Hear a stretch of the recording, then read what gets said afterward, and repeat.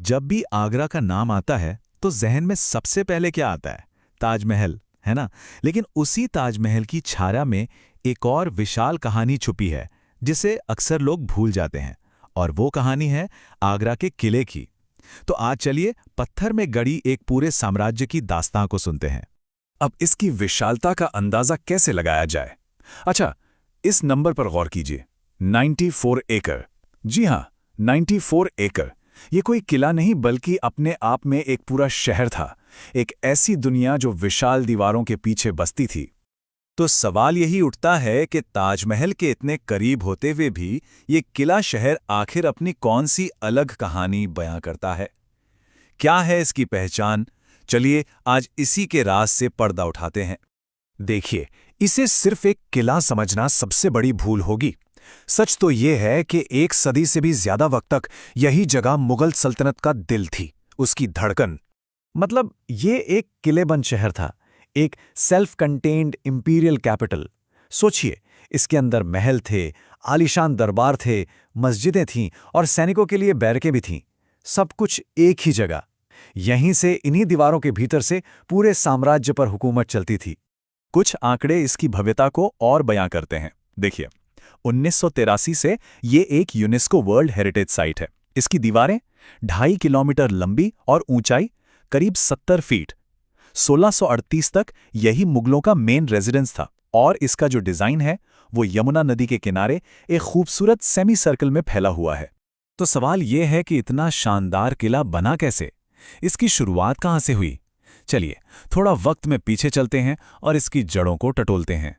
ये जानकर शायद हैरानी होगी कि आज जहां ये लाल पत्थर का किला शान से खड़ा है, वहां कभी ईंटों का एक मामूली बल्कि टूटा-फूटा सा किला हुआ करता था। लोग उसे बादलगढ़ के नाम से जानते थे। मतलब ये जगह हमेशा से ही बहुत स्ट्रेटेजिक रही है।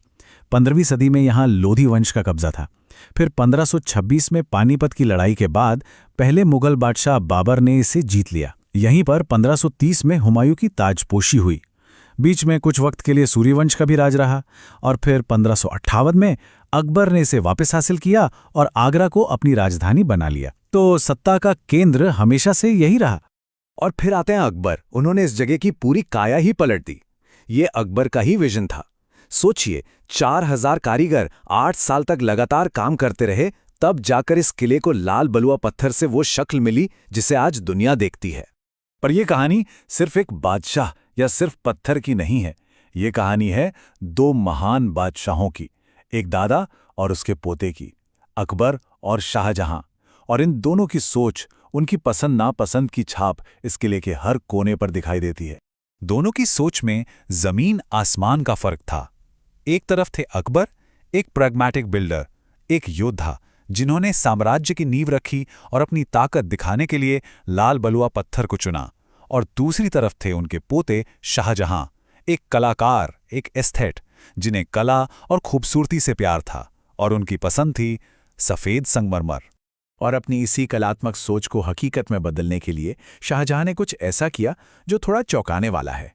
उन्होंने अपने दादा अकबर की बनाई कुछ लाल पत्थर की इमारतों को तोड़वा दिया ताकि वो उनकी जगह सफेद संगमरमर के अपने महल बना सकें। लेकिन देखिए, किस्मत का खेल भी कितना अजीब होता है ना? जिस शाहजहां ने इस किले को और भी खूबसूरत बनाया, उसी शाहजहां को उनके बेटे औरंगजेब ने जिंदगी के आखिरी 8 साल इसी किले में कैदी बनाकर रखा। ये एक अजीब सी दुखद सी सच्चाई है। वो बादशाह जिसने अपनी बेगम के लिए दुनिया का सबसे खूबसूरत मकबरा ताजमहल बनवाया, उसने अपनी जिंदगी के आखिरी दिन एक कैदी की तरह मुसम्मन बुर्ज नाम के टॉवर से उसी ताजमहल को दूर से निहारते हुए गुजारे।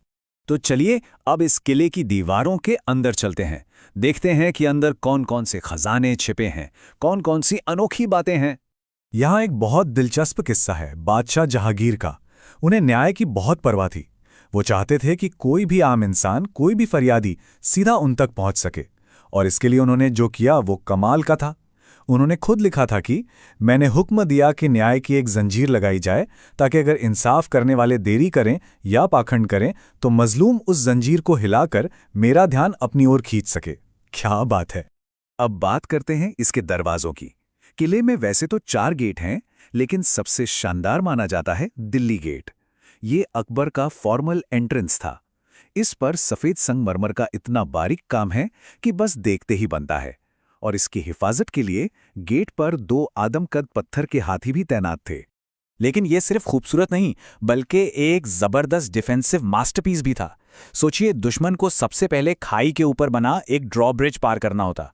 अगर वो कर भी ले तो अंदर घुसते ही एक 90 डिग्री का तीखा मोड़ आता था। ये इसलिए ताकि हमला करने वाले हाथी रफ्तार ना पकड़ पाएं। और अगर कोई इन सब से भी बच निकला तो आखिर में हाथी पोल यानी एलिफेंट गेट तो था ही, जो एक आखिरी बहुत मजबूत दीवार की तरह खड़ा था। कमाल की इंजीनियरिंग है ना?